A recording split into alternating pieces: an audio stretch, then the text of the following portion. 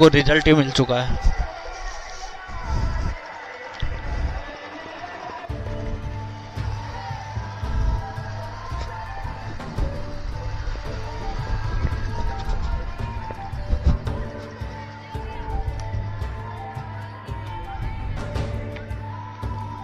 तो पहुंच गए हम बागेश्वर धाम राम दरबार। अब यहाँ पे इनके दर्शन करते हैं और फिर हम निकलते हैं आगे।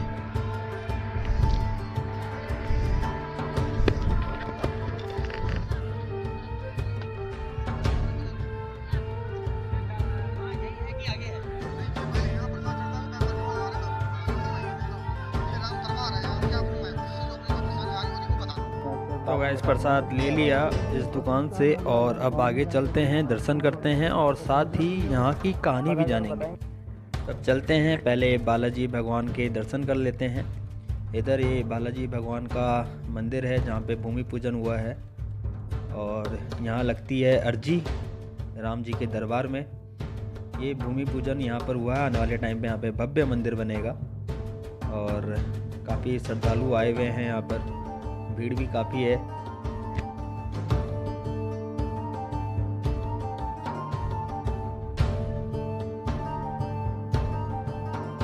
यहाँ पर दर्शन करने से पूर्व मंदिर की 7 या 11 परिक्रमा करनी पड़ती है और फिर यहाँ पे दर्शन करने पड़ते हैं। पकड़ दो। एक्चुअली मैं ब्लॉगर हूँ ना, मैं बाइक से ब्लॉगिंग करता हूँ। यहाँ पे आया था मैंने यहाँ पे देखा था तो मेरे को लगा कि यहाँ पे पता करना चाहिए। ये शौक आ गया हमारा, जो आप जैसे भक्त लोग यहाँ पर आ रहे हैं, आप अपना जो भी स्टेटमेंट है मुझे ले सकते हैं। मैं इसके बारे में पूरी जानकारी दूंगा आपको। देखिए, सबसे पहले तो मैं आप सभी लोगों के लिए बागेश्वर धाम की तरफ से हार्दिक स्वागत और अभिनंदन करता हूँ। देखिए, इस बागेश्वर धाम की स्थापना जो है 30 मार्च को हुई थी, 30 मार्च 2023 को।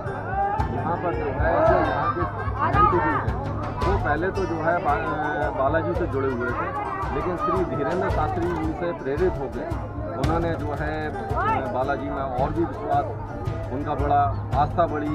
उसके बाद जो है आज के टाइम में श्री धीरेन्द्र शास्त्री जी के मैं कहता हूँ हजारों लाखों फॉलोअर हैं जो उनसे प्रेरणा ले रहे हैं और उनके मार्ग पे चल रहे हैं। तो यहाँ के श्री बागेश्वर धाम मनौना बालाजी दरबार की जो महंत है वो भी उन्हें से ही प्रेरित होकर उन्होंने इस धाम की स्थापना करी है। वो पहले से भी बालाजी महाराज से जुड़े हुए थे, लेकिन आज आप देख सकते हैं यहाँ पर बालाजी का आशीर्वाद है। और भी मैं यहाँ के आपको सच बताता हूँ कि आप किसी भी ऐसे श्रद्धालु को लेकर चलिए जिसके शरीर में दर्द रहता है, मात्र 2 मिनट में इस धाम पर वो दर्द ऐसे गायब हो जाएगा कि जैसे कोई चमत्कार हो गया।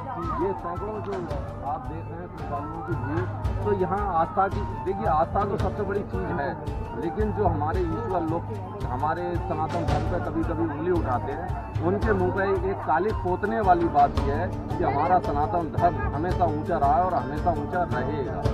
देखिए, सबसे बड़ी चीज़ है हमारे वैदिक काल में मंत्रों का बहुत बड़ी पावर है। मंत्रों के जाप से इस दुनिया, इस संसार का कल्याण हुआ और वही कल्याण इस धाम पर बागेश्वर मनौना बालाजी दरबार पर कल्याण लोगों का हो रहा है। आइए मैं आपको और भी दिखाता हूँ यहाँ पर, आइए अभी चल रहा और मैं यहाँ की सबसे बड़ी विशेष खूबी आपको बताता हूँ कि यहाँ पर अर्जियाँ जो हैं नारियल के द्वारा लगती हैं। यहाँ पर जो अर्जी हैं नारियल के द्वारा लगती हैं और मैं कहता हूँ पूरे हिंदुस्तान में अर्जी का प्रारूप ही नारियल है। नारियल के अलावा अगर कहीं पर पैसे का प्रचलन है अर्जी में तो वो सरासर गलत है। देखिए, हमारे वैदिक धर्म में नारियल एक इतनी महत्वपूर्ण चीज़ है कि अगर हम कोई शुभ काम करते हैं तो वहाँ पर भी नारियल को ही पूजते हैं। कोई शुभ गाड़ी है या कोई ऐसा काम करते हैं जिससे जो है हमारे घर की बरकत हो, तो वहाँ पर भी नारियल का ही महत्व है, पैसे का कोई महत्व नहीं। मैं आपको दिखा रहा हूँ यहाँ पर जो है नारियल के द्वारा अर्जी लगती हैं। यहाँ पर 4 कलर के कपड़े हैं जिनके द्वारा ये अर्जियाँ लगाई जाती हैं। लाल रंग के कपड़े को आप देख सकते हैं जो अर्जियाँ बनी हुई हैं।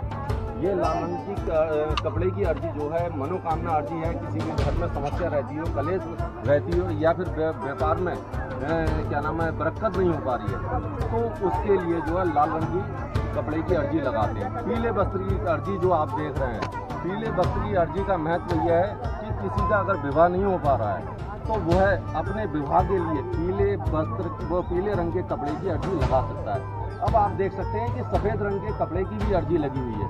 ये सफ़ेद रंग की कलर के कपड़े की अर्जी का महत्व यह है कि अगर किसी को कोई संतान प्राप्ति नहीं हो पा रही है, वो लंबे समय से संतान के लिए परेशान है, तो वो है बालाजी दरबार में सफ़ेद रंग के कपड़े की अर्जी लगा सकता है। अब रही बात ये काले रंग के कपड़ों की जो अर्जियाँ लगी हुई हैं, इस काले रंग की कपड़े की अर्जी का महत्व यह है कि किसी पे भी प्रेत बाधा है या फिर घर में कुछ ऐसी शक्तियाँ विराजमान हो गई हैं जिससे घर में विखंडन पड़ा हुआ है, हमारा घर बर्बाद हो रहा है, भाइयों में लड़ाई झगड़े हो रहे हैं, तो ये जो है नकारात्मक शक्तियाँ हैं जो हमारे शरीर को प्रभावित करती हैं, हमारे गुस्से को बढ़ाती हैं, क्रोध को बढ़ाती हैं। ये अर्जी जो है काले कपड़े की प्रेत बाधाओं के लिए लगाई जाती है।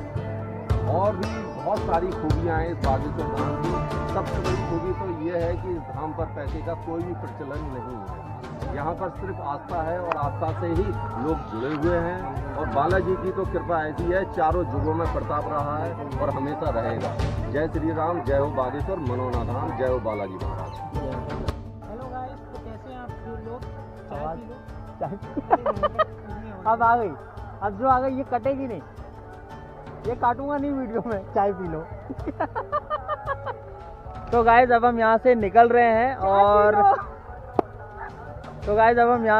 रहे हैं बरेली, और बरेली से होते हुए फिर घर। तो क्या कहता है अनिमेश, चाय पी लें? चाय पी दो। चलो फिर चाय पी लेते हैं पहले।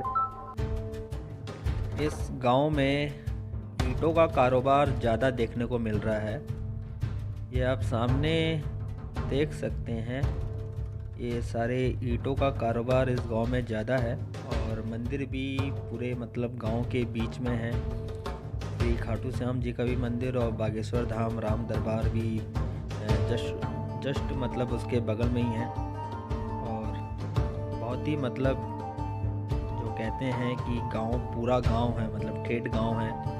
यहाँ आकर अपने गांव की फीलिंग आ गई, फीलिंग जैसा मतलब लग रहा था, महसूस हो रहा था कि मैं अपने गांव आ गया हूँ। तो चलिए फिर आपको बताते हैं जो महापुरुष हमें मिले थे, जिनसे हमने बागेश्वर धाम जी के मतलब वहाँ की कहानी, वहाँ की स्टोरी जानी, वहाँ का इतिहास जाना। तो वो जो हैं राम दरबार में ही बैठते हैं। काफ़ी अच्छे तरीके से उन्होंने हमसे बात किया और यहाँ के दर्शन करने के बाद अब हम निकल रहे हैं घर। और जो लोग मेरे इस वीडियो के माध्यम से मेरे चैनल पर अभी नए हैं तो उनसे मेरा रिक्वेस्ट है कि चैनल को सब्सक्राइब कर लें और बेल आइकन को भी हिट कर दें ताकि आने वाली न्यू वीडियो की अपडेट्स उनको मिलती रहे। और जो लोग मेरे इस चैनल पर पहले से जुड़े हुए हैं उनको बहुत बहुत धन्यवाद। तो फिर मिलते हैं अपनी नेक्स्ट राइड पे।